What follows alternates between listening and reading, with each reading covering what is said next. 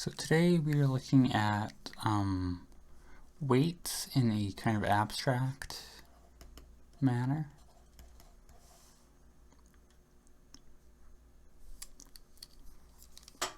The part of the representation theory of semi-simple Lie algebras which depends only on the root system. Okay, so going to let capital lambda be the set of all elements lambda in E such that the angle bracket of lambda with a root alpha is an integer for alpha being a root, as I said.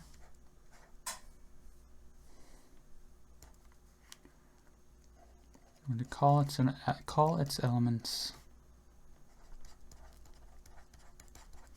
weights.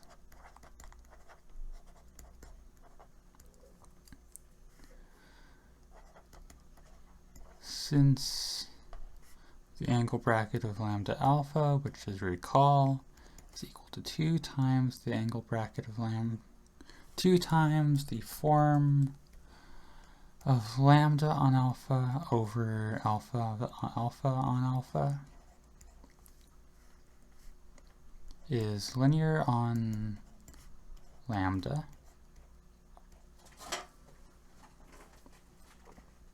Our set of weights is a subgroup of E which includes our roots. From an exercise, we see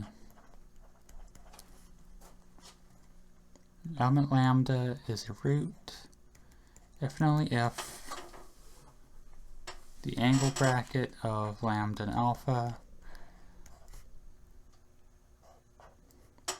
is an integer for every primitive root.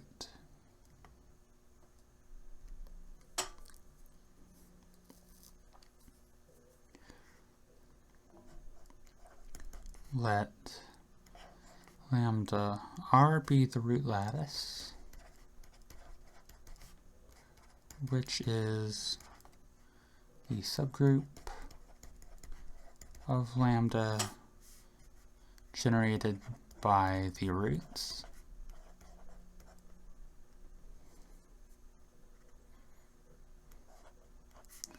Which is a lattice, as in it is the integer span of a real basis of our Euclidean space E.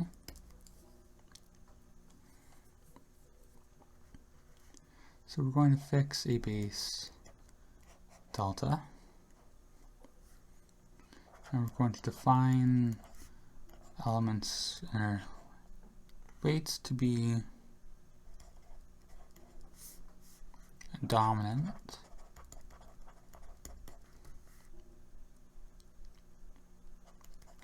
if all of the angle brackets of lambda and alpha for alpha in our base are non-negative,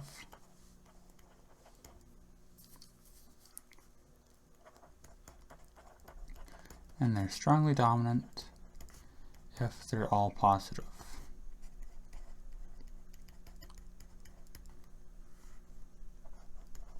And we're going to let lambda positive be the set of dominant weights.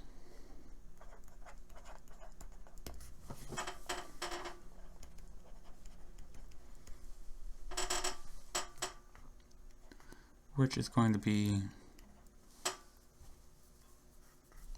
the intersection of our root lattice lambda, of our weights lambda with the closure of the vial chamber of our base.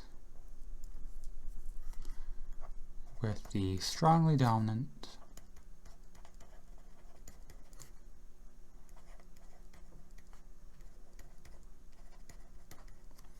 weights not being allowed to be on the boundary.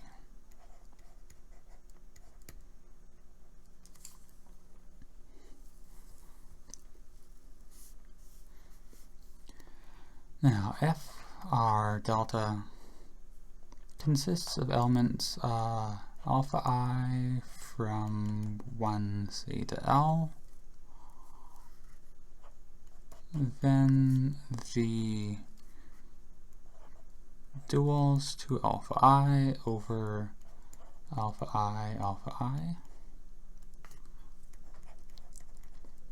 also form a basis of E, say lambda I from 1L, where the angle bracket, so 2 times lambda I with alpha j, the angle 2 times the form of lambda I with alpha j over the size of alpha j is going to be 1 if the I and j match up, and 0 if they don't. Since all of our lambda I and alpha for alpha in our root are non-negative integers,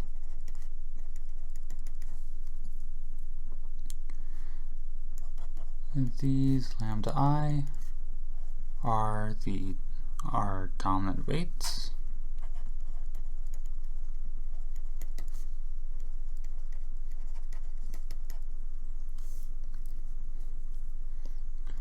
called the fundamental dominant weights, and this is of course relative to our choice in base.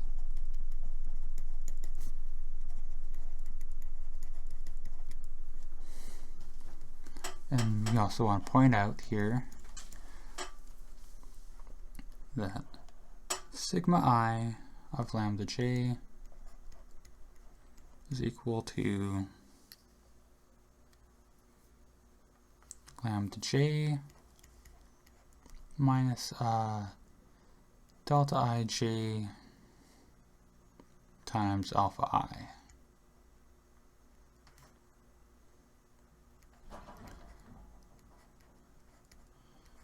If lambda e is arbitrary, what is happening?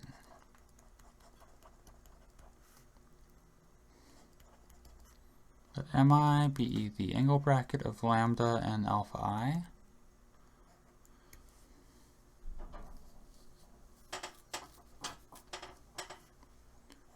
Then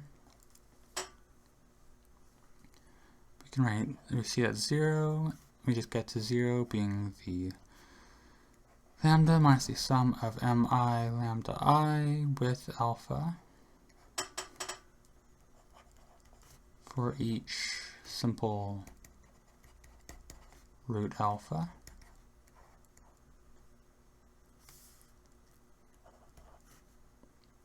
So the form of lambda minus mi lambda I with alpha is similarly going to be 0.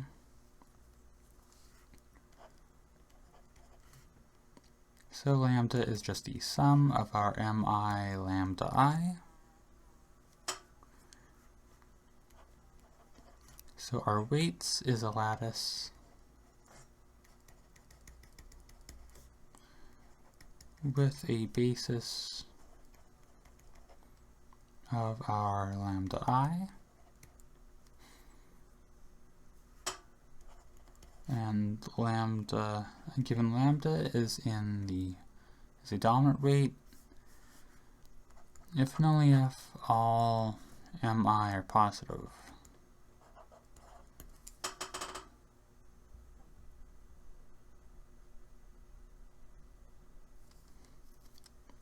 For example, for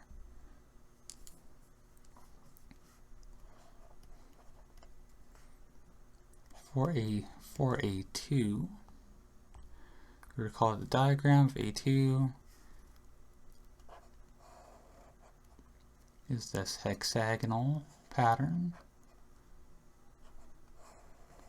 with we have a root alpha 1 and root alpha 2 being our basis. Then we have, in this case, these are all supposed to meet up at the same point. We have lambda 1, and going straight up, we have lambda 2.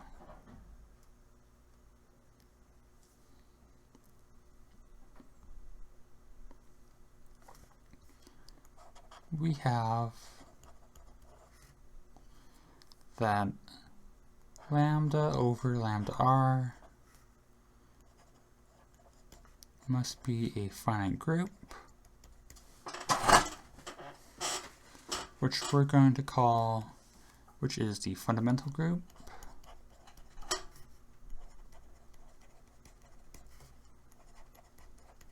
of our root system.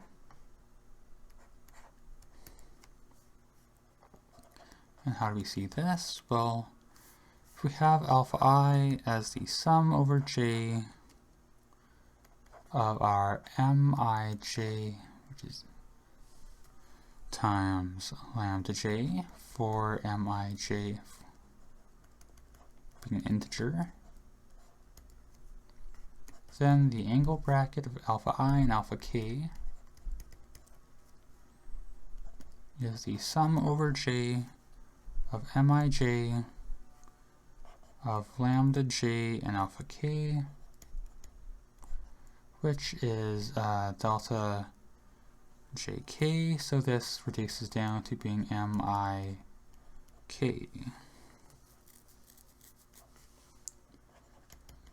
giving us the Cartan matrix as the change of basis.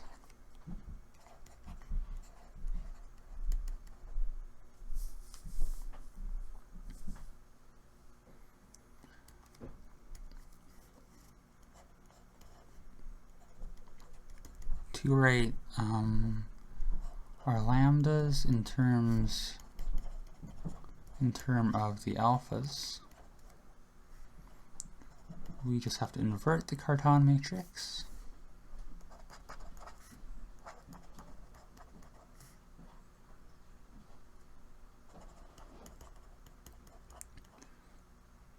With its determinant being the denominator, so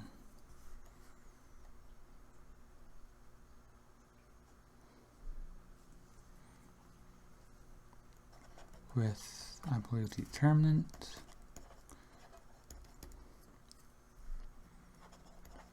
measuring the index of lambda r in lambda. For example, in alpha 1, in A1, we have alpha 1 is 2 times our weight lambda 1. It's the only time a simple root is dominant, which is a fact we will show later. Example of A2. Then we know the Cartan matrix from the Dynkin diagram is going to be 2, -1, -1, 2. So root A1 is equal to 2 times the weight lambda 1 minus lambda 2, and lambda 2, alpha 2 is going to be minus alpha 1 plus 2 lambda 2. Our matrix inverse is the matrix. The determinant of this thing is just trivially going to be 3. So we get this is going to be 1/3 multiplied by the matrix 2, 1, 1, 2, so that we can write our roots as lambda 1 being 1/3 of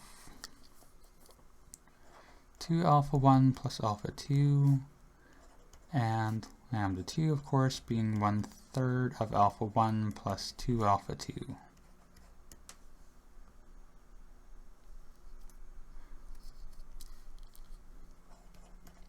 And so we can compute our determinants.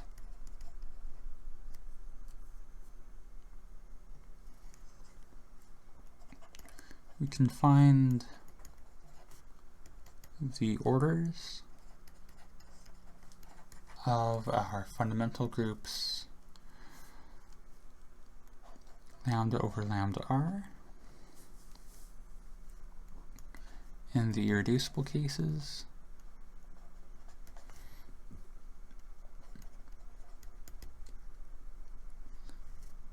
alpha L gives L plus 1, B, BL, CL, and E7 give 2, DL gives 4, E6 gives 3, and then E8, F4, and G2 all give 1.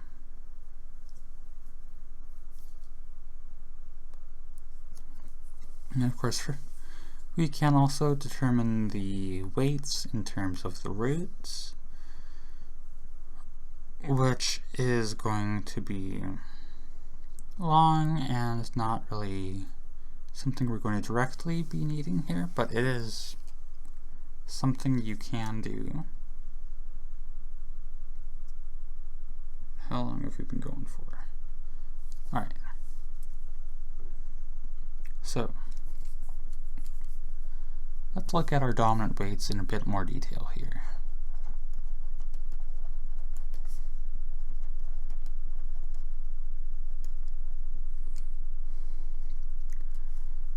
The Weyl group of our root system, of course, preserves the inner product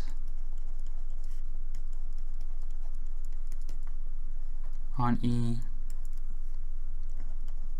and hence leaves our weights invariant,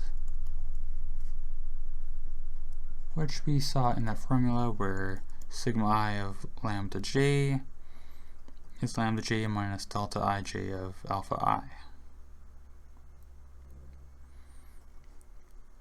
And we often want to think more about the orbits of weights under the Weyl group. And somewhat related to that, I'm not sure how much yet, we have a lemma which states that each weight is conjugate under the Weyl group to exactly one dominant weight.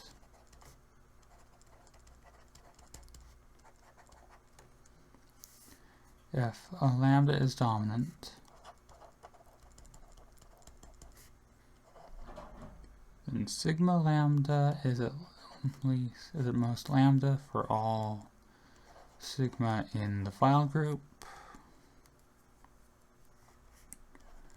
And if lambda is strongly dominant,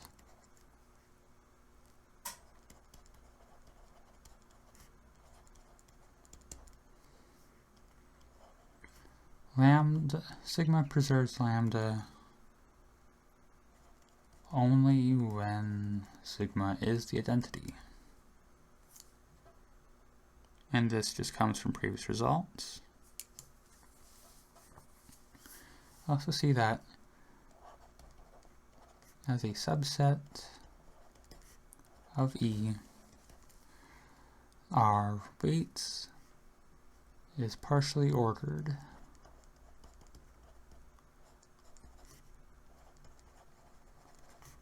under the following: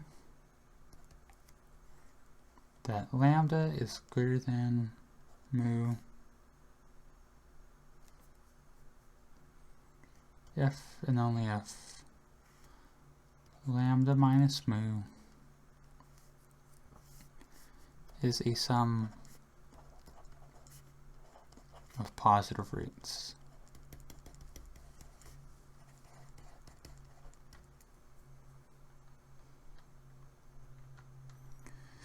This is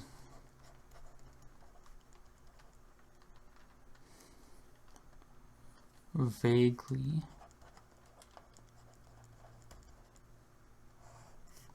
related to dominance, just vaguely though.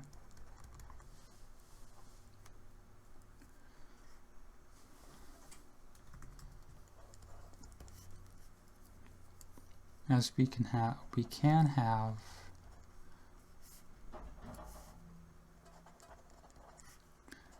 mu dominant, lambda naught, and mu being less than lambda.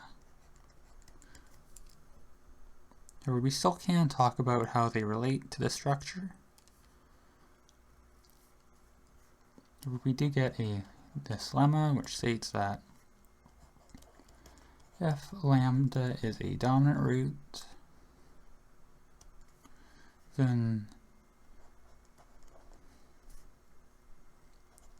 the number of dominant weights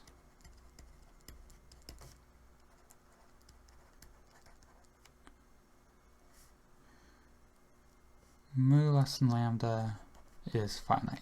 So there is still some use to this in talking about dominance. And the proof: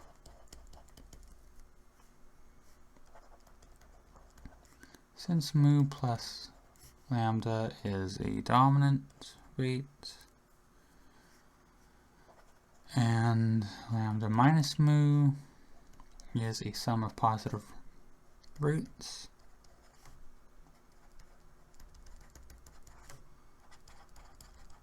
we get that we have non-negative of lambda plus mu times lambda inner product with lambda minus mu, which is the size of lambda minus the size of mu.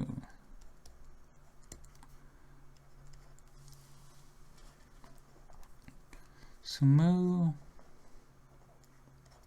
lies in the compact set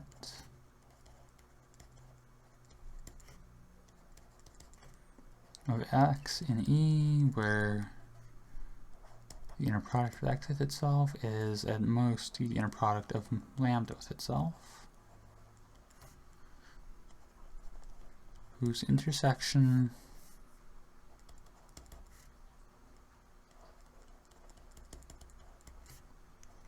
with the discrete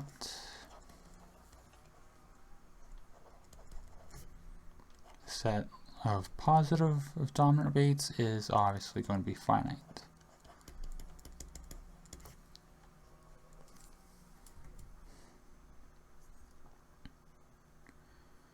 Alright, let's keep going here. We have, how much longer do we have? Yeah, we'll just finish off this chapter, I guess.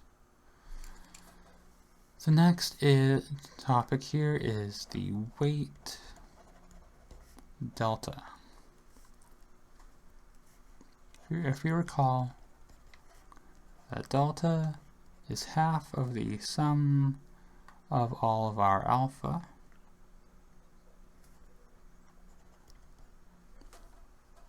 with the consequence that sigma I of delta is delta minus alpha I.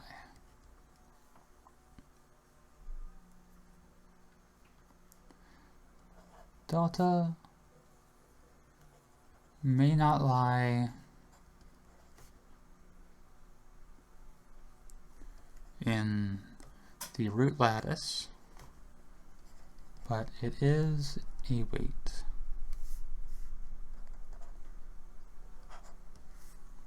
Which gives us a lemma.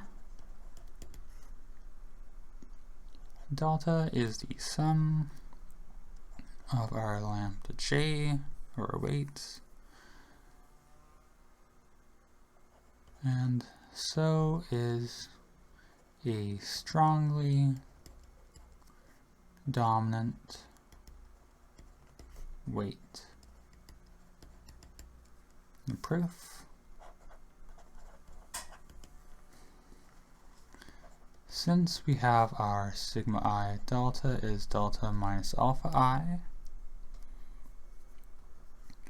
the inner product of delta minus alpha I with alpha I is the inner product of sigma I squared. Drawing is difficult. Sigma I squared of delta with sigma I of alpha I, which is the inner product of delta with negative alpha I, or we have that 2 times the inner product of delta with alpha I is alpha I with alpha I, or the angle bracket of delta with alpha I is 1. And note that delta is the sum of all the angle brackets of delta with alpha I and lambda I, and so we are done. We have an auxiliary, however you want to say it, auxiliary result. Another lemma here. So we're going to let mu be a dominant weight and nu be sigma inverse of mu for sig. This nu needs to look better, and we know that sigma is in the Weyl group. Then the sum of nu and delta, inner product with itself, is at most the inner product of mu plus delta with equality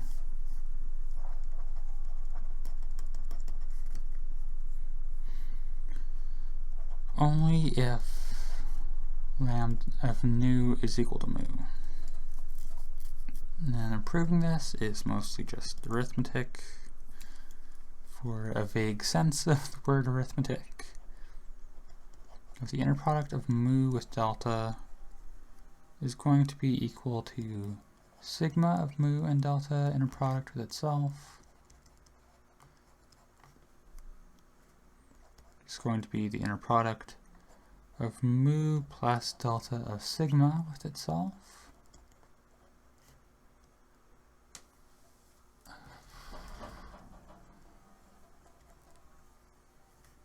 Which is equal to the inner product of mu plus delta with itself minus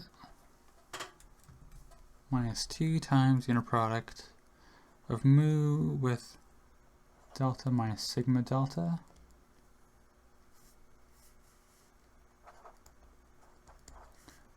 Since mu is inside of lambda positive,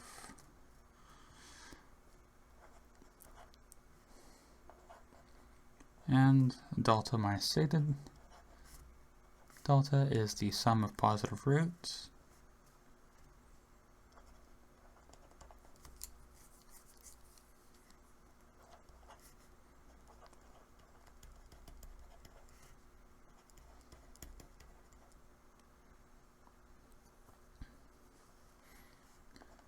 The right hand side is at most going to be the inner product of mu plus delta with itself,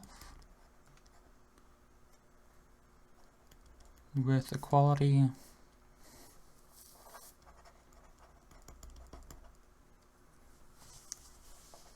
only if the inner product of mu with delta minus sigma delta is 0. In other words, the inner product of mu and delta is equal to the inner product of mu and sigma delta is the inner product of nu with delta, or that the inner product of mu minus nu with delta is 0.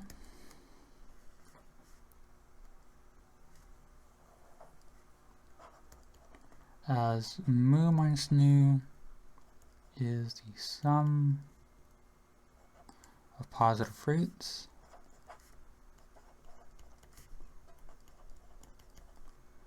and delta is strongly dominant,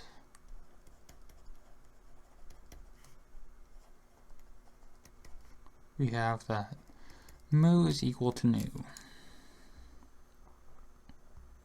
And this brings us to our last topic of the chapter, and so of the video,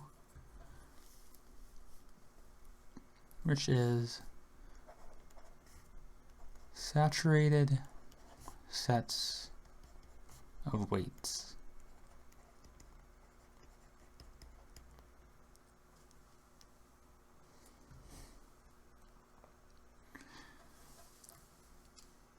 These finite sets of weights stable under the Weyl group play a prominent role in representation theory. We call a subset pi of lambda saturated if for all lambda in pi, alpha being a root, and I being a number between 0 and the angle bracket of lambda and alpha, then the weight lambda minus I alpha also lies in pi.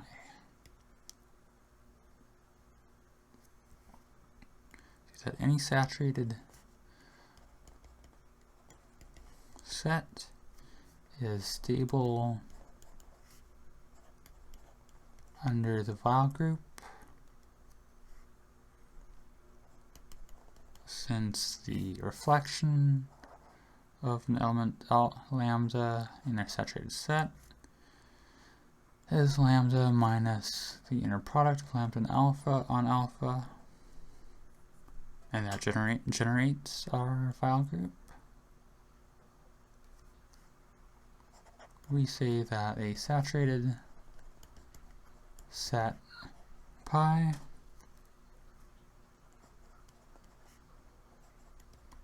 has highest weight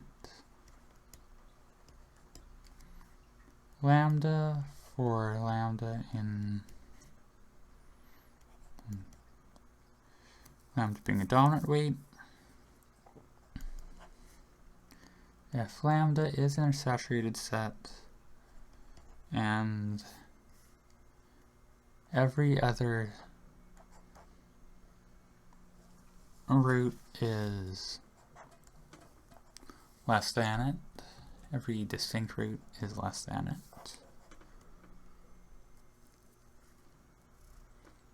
Well, let's look at some examples.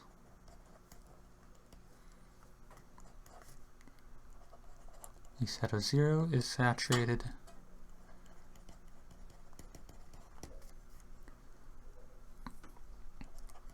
with highest weight just being 0, of course.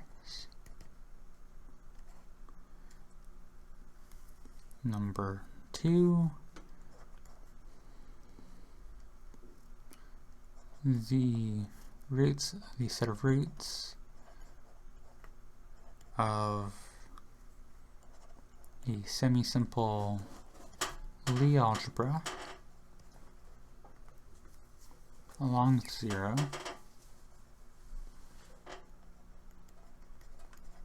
is saturated.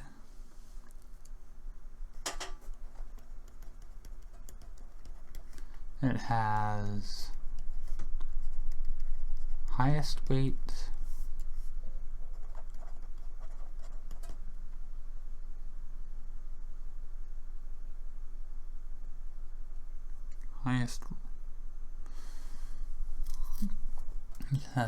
highest root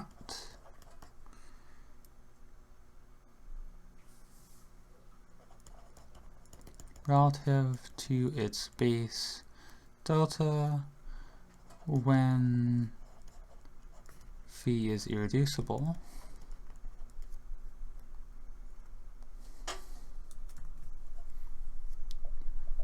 giving this as its highest weight.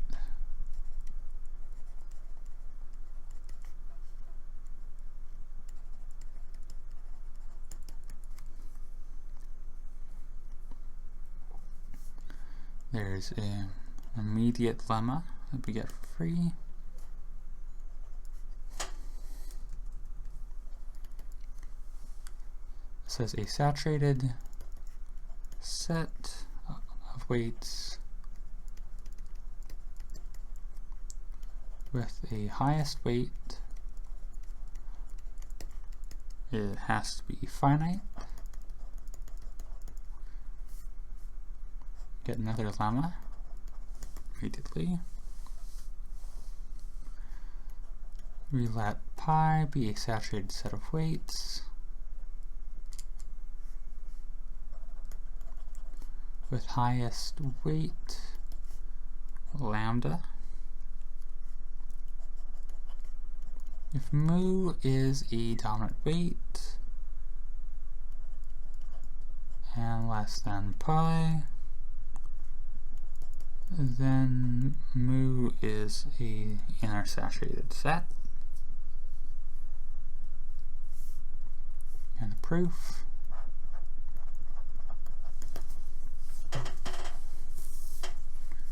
Suppose that lambda prime is lambda plus the sum for alpha in our base of k alpha alpha in pi, for k alpha being positive integers. It's important we do not. This is not necessary. Our mu prime is not necessarily dominant. Now we want to reduce one of the k alpha by 1 to remain in pi. We can reduce a k alpha by 1 and remain in pi.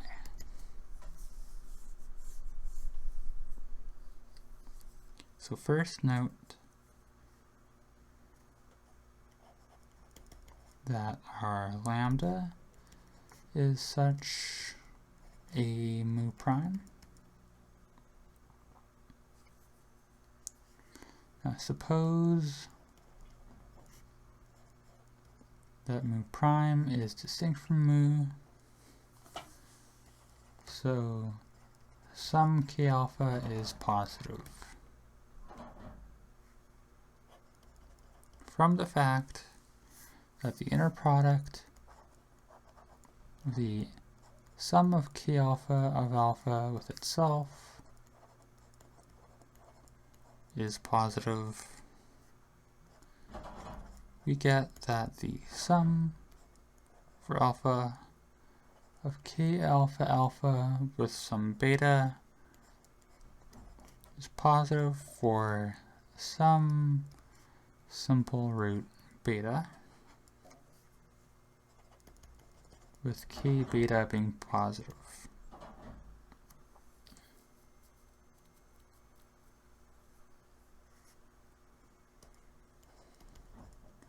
Since mu is dominant,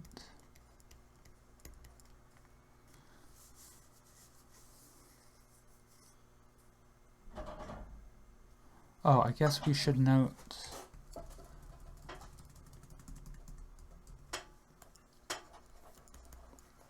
that the inner bracket of the sum of k alpha alpha with beta is also positive. Since mu is dominant, the inner product of mu with beta is non-negative, so the inner product of mu prime with beta is positive.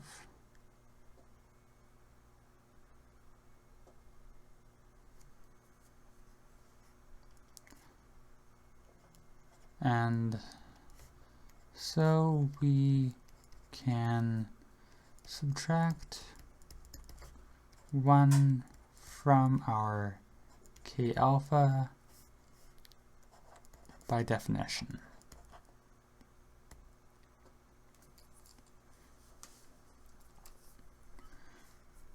That's the end of our proof. So we see that saturated sets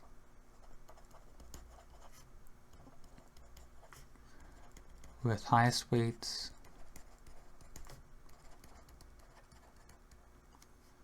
consist of weights,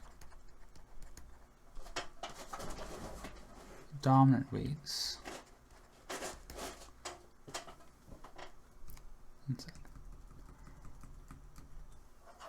dominant weights of at most our highest weight lambda, and they come with the conjugates under the Weyl group.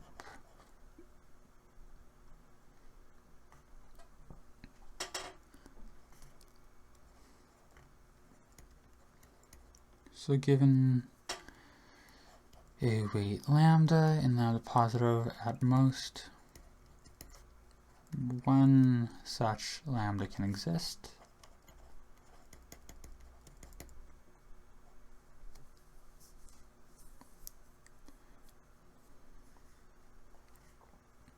Now, given a lambda, we may define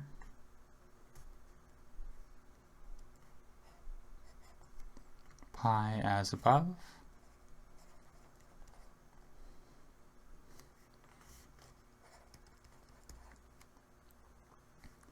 Since pi is stable by assumption under the Weyl group, it is saturated, which is something that can be proven.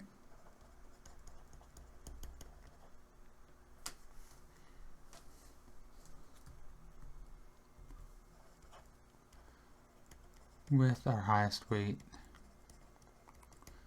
obviously going to be our lambda. Here's one last lemma, which is useful in some application. Freudenthal's formula.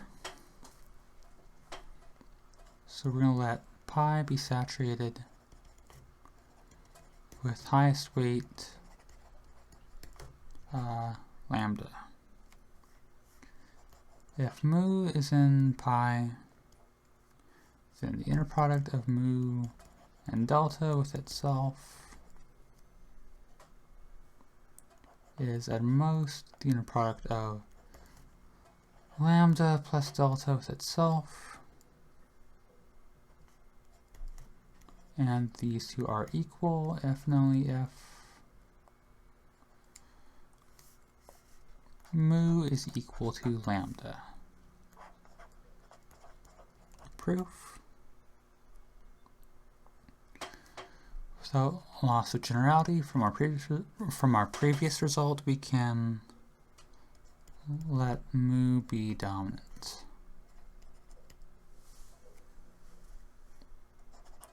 We're going to write mu as lambda minus pi, with pi the sum of positive roots.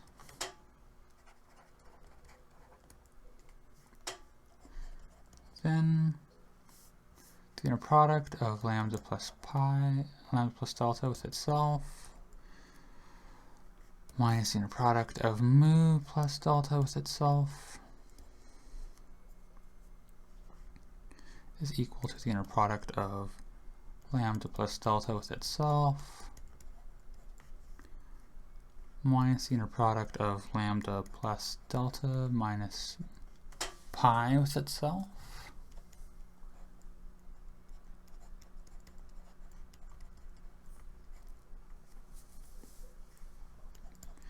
which is equal to the inner product of lambda plus delta with pi, plus the inner product of pi with lambda plus delta, which is at least the inner product of lambda plus delta with pi, which is strictly positive.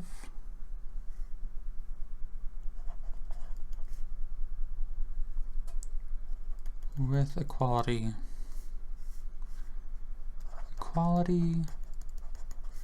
if and only if pi is equal to 0. And all those come from just the dominance of our various systems. And yeah, that's actually the end of this topic. I think up next, I'll have to look forward a bit, but I think we might be going to the Bourbaki examination of free algebras, which is of course going to be a lot more intense than Sayre's view, so look forward to that, I guess.